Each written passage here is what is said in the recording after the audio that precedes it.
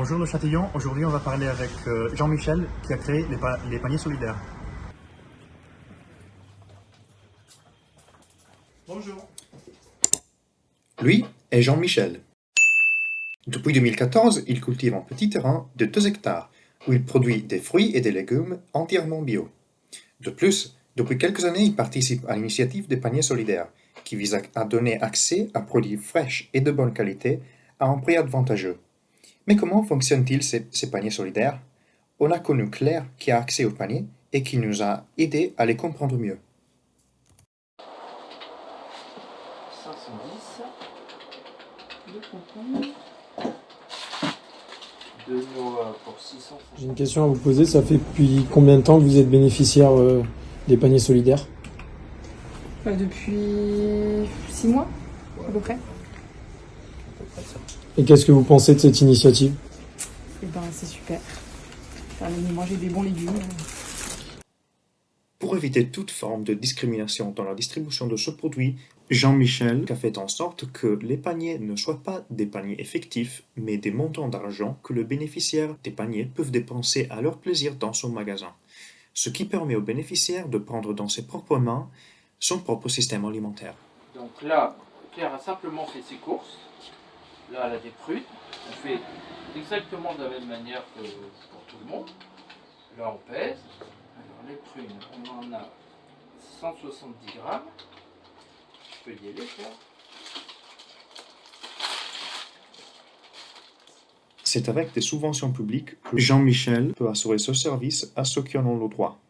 En fait, ces subventions permettent de réduire le montant à payer de 50%.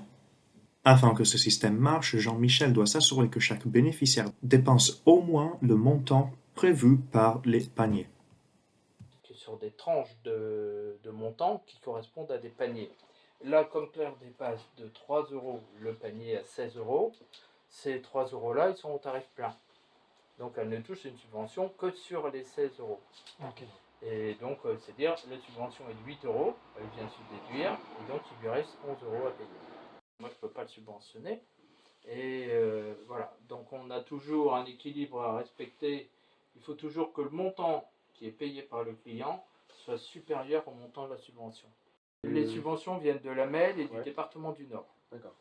C'est un dispositif qui a été créé par Bio de France, qui est une association des agriculteurs bio de France, et qui est donc qui a négocié avec la MEL et le département du Nord. Je ne sais pas la quantité des deux, je ne sais pas, mais enfin en tout cas c'est les deux qui subventionnent donc à hauteur de 50%. D'accord. Mais qu'est-ce qui a poussé Jean-Michel à se lancer dans l'agriculture bio? Après avoir travaillé pendant des années dans l'agriculture intensive, il s'est rendu compte que ce n'était pas un modèle durable pour l'environnement et pour les terres. Il a donc décidé de changer complètement de vie et de se lancer dans un nouveau terrain. Une agriculture très intensive.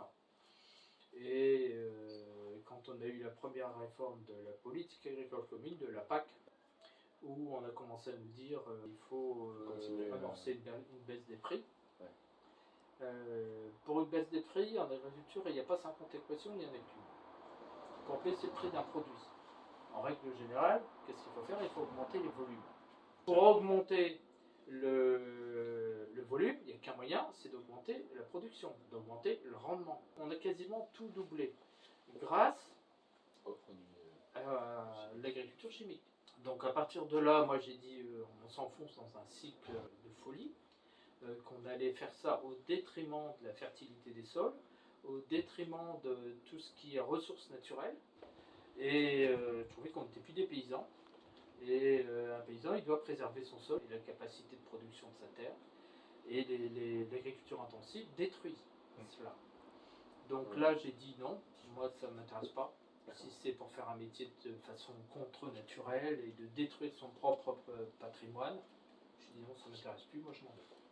Je voulais retrouver la racine de la paysannerie et vraiment faire du travail de paysan qui est d'abord de nourrir la population et aussi de bien la nourrir.